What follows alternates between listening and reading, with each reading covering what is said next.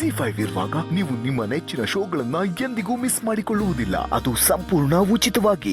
ನಿಮ್ಮಿಬ್ಬರ ಆಸೆ ಏನಂತ ನಂಗೆ ಗೊತ್ತಿಲ್ಲ, ಆದರೆ ನಿಮ್ಮದೇ ಗುಣಗಳಿರೋ ನಿಮ್ಮ ಥರನೇ ಒಂದು ಹೆಣ್ಮಗು ಆಗ್ಬೇಕು ಅನ್ನೋದು ನನ್ನ ಆಸೆ. ಅದಕ್ಕೆ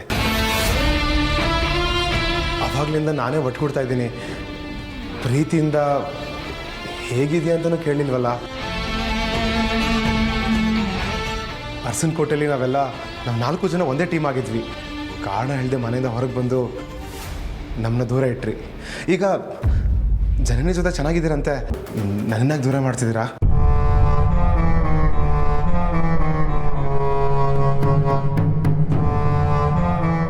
ಯಾಕೆಂದ್ರೆ ನಿನ್ನ ಜೊತೆ ಸ್ವಲ್ಪ ಕ್ಲೋಸ್ ಆದರೂ ನಾವು ಬಂದಿರೋ ನಿಜವಾದ ವಿಷಯನ ಎಲ್ಲಿ ನಿನ್ನ ಮುಂದೆ ಬಾಯಿ ಬಿಡ್ತೀವೋ ಅನ್ನೋ ಭಯ ಪ್ರೀತು.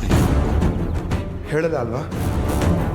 ಆದರೆ ನಾನಂತೂ ಇವತ್ತು ಎಲ್ಲ ಹೇಳ್ಕೋಬೇಕು, ಕೆಲವು ವಿಷಯ ತಿಳ್ಕೊಬೇಕು ಅಂತ ಡಿಸೈಡ್ ಮಾಡ್ಕೊಂಬಂದಿದ್ದೀನಿ. ನನ್ನ ಎಲ್ಲ ಸಮಸ್ಯೆಗಳಿಗೂ ಒಂದು ಕೊನೆ ಅಂತ ಕಾಣಿಸ್ತಾ ಇದೆ. ನಾನು ತಂದೆ ಆಗ್ತಿದ್ದೀನಿ, ಚಿಕ್ಕಪ್ಪ ಆಗ್ತಿದ್ದೀನಿ, ಆದರೂ ಸೆಲೆಬ್ರೇಟ್ ಮಾಡೋಕ್ಕಾಗ್ತಿಲ್ಲ. ಯಾಕಂದರೆ ಅರಸನಕೋಟೆಯಲ್ಲಿ ನೀವಿಲ್ಲ ಅನ್ನೋ ನೋವು ಕಾಡ್ತಿದೆ ಬ್ರೋ. ಅದಕ್ಕೆ ಇಬ್ಬರು ವಾಪಸ್ ಅರಸನಕೋಟೆಗೆ ಬಂದ್ಬಿಡಿ.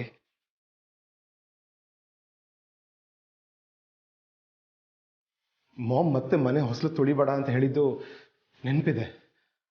ಆದರೆ ನೀವು ಆಸ್ತಿಲಿ ಭಾಗ ಕೇಳೋದಕ್ಕೆ ಆ್ಯಕ್ಚುಲ್ ರೀಸನ್ ಏನಂತ ಗೊತ್ತಿಲ್ಲ, ನನಗೂ ಗೊತ್ತಿಲ್ಲ. ಪ್ಲೀಸ್ ಇವಾಗಲಾದರೂ ಏನಂತ ಹೇಳ್ತೀರಾ?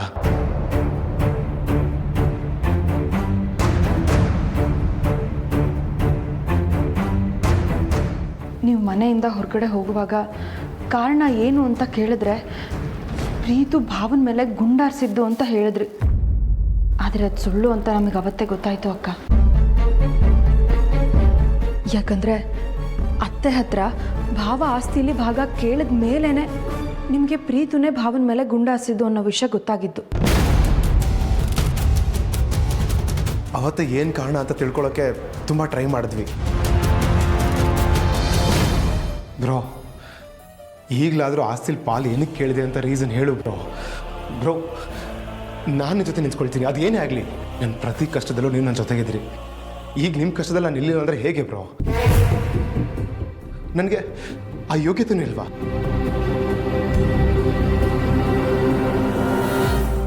ಯಾರ್ದೋ ಕಂಟ್ರೋಲಲ್ಲಿ ಸಿಕ್ಕಾಕೊಂಡು ನಿಮಗೆ ಪ್ರೀತು ನಾನು ಮಾಡಿರೋ ಅವಮಾನ ನೋವು ಕಮ್ಮಿ ಏನಲ್ಲ, ಒಪ್ಕೊಳ್ತೀವಿ.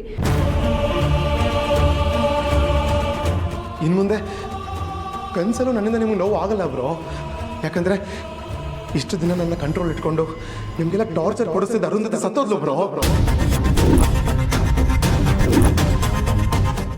ಪ್ರೀತು ಏನು ಹೇಳ್ತಾ ಇದೆಯಾ? ಇಷ್ಟು ದಿನ ನಿನ್ನ ಹಿಂದೆ ಇದ್ದು ನಿನ್ನ ಕಂಟ್ರೋಲ್ ಮಾಡ್ತಾ ಇದ್ದಿದ್ದು ಅರುಂಧತಿನ? ಹೌದು ಬ್ರೋ, ಮೋನಿಕಾನ ಮನೆಗೆ ಕಳಿಸಿದ್ದು ಅವಳೆ. ನನ್ನ ಕೈಲಿ ಅದಕ್ಕೆ ಅವಮಾನ ಮಾಡಿಸಿದ್ದು ಅವಳೆ. ಡ್ಯಾಡ್ ಮಾಮ್ ಮಾತು ಕೇಳ್ದಿರೋ ಥರ ಮಾಡಿದ್ದು ಅವಳೆ. ನಿನ್ನ ಮುಂದೆ ನಿಂತು ಬೇಜವಾಬ್ದಾರಿಯಾಗಿ ಮಾತಾಡೋ ಥರ ಅನಿವಾರ್ಯತೆಗೆ ದುಡಿದ್ದು ಅವಳೆ. ಕಂಟಿನ್ಯೂ ಆಗಿ ಫೋನಲ್ಲಿ ಟಚ್ಚಲ್ಲಿದ್ರು. ಅವ್ರ ಫೋನ್ ಯಾವಾಗ ಬರುತ್ತೋ, ಯಾರ ಮನ್ಸಿಗೆ ನೋವು ಮಾಡೋಕೆ ಹೇಳ್ತಾರೋ ಅಂತ ಭಯದಲ್ಲಿ ಒದ್ದಾಡಿದ್ದೀನಿ ಬ್ರೋ.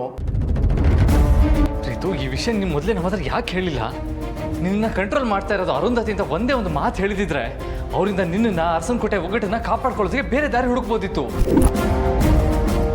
ಆಸ್ತಿಲ್ ಭಾಗ ಕೇಳಿ ಅಮ್ಮನ ಮನಸ್ಸು ಹೊಡೆಯೋದು ತಪ್ತಾ ಇತ್ತು. ನಾವು ಆಸ್ತಿಲಿ ಭಾಗ ಕೇಳಿ ಅತ್ಯಮ್ಮ ನಮ್ಮ ಮೇಲೆ ಇಟ್ಟಿದ್ದ ನಂಬಿಕೆನ ಕೊಲ್ಲೋದು ತಪ್ತಿತ್ತು. ಅಮ್ಮನಿಂದ ದೂರ ಇದ್ದು ಒಳಗೊಳಗೆ ಸಂಟ ಪಡೋದು ತಪ್ತಾ ಇತ್ತು ಪ್ರೀತು. ನಮ್ಮ ಮನೆ ಒಗ್ಗಟ್ಟನ್ನ ನಾವೇ ನಮ್ಮ ಕೈಯಾರ ಮುರಿಯೋದು ತಪ್ತಾ ಇತ್ತು. ಏನು ಹೇಳ್ತಿದ್ದೀರಾ ನೀವು? ನೀವು ಮಾಮ ಹತ್ರ ಆಸ್ತಿಲಿ ಭಾಗ ಕೇಳಿ ಮನೆಯಿಂದ ಆಚೆ ಬಂದಿದ್ದು ನಿನಗೋಸ್ಕರನೇ ಪ್ರೀತಿ. ದಯವಿಟ್ಟು ಅದು ಏನಂತ ಬಿಡಿಸಿ ಹೇಳು ಬ್ರೋ. ಅವತ್ತು ಯಾವ ಬಾಯಿಂದ ಹೇಳಿ ಜನ ನಾನು ಹೋಗಿ ಮಾಮ ಹತ್ರ ಆಸ್ತಿ ಪಾಲ್ ಕೇಳ್ಬೇಕಂತ?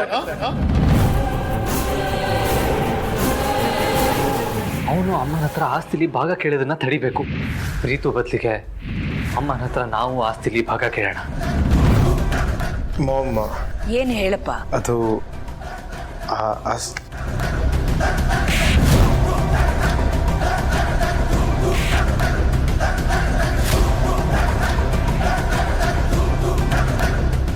ನಮ್ಮ ಮನೆಯಲ್ಲಿ ಒಗ್ಗಟ್ಟಿಲ್ಲ. ನನಗೆ ಆಸ್ತಿಲಿ ಪಾಲ್ಬೇಕು.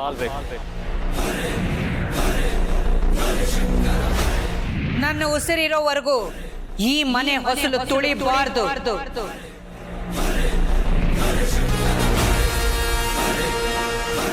ಒಂದು ವೇಳೆ ನನ್ನ ಮಾತನ್ನು ಮೀರಿ ಬಂದ್ರೆ ಆ ಕ್ಷಣನೇ ನನ್ನ ಉಸಿರು ನಿಂತು ಹೋಗುತ್ತೆ.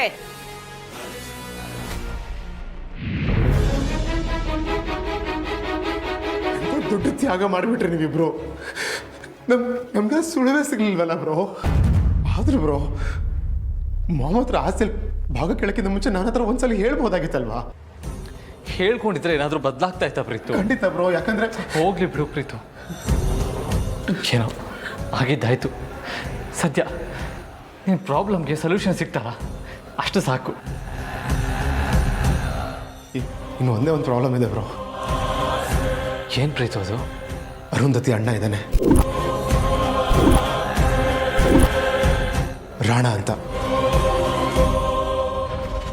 ಅವನ ಕುಮ್ಮಕ್ಕಿಂದನೇ ಅರುಂಧತಿಗೆ ಅಷ್ಟೆಲ್ಲ ಧೈರ್ಯ ಬಂದಿತ್ತು.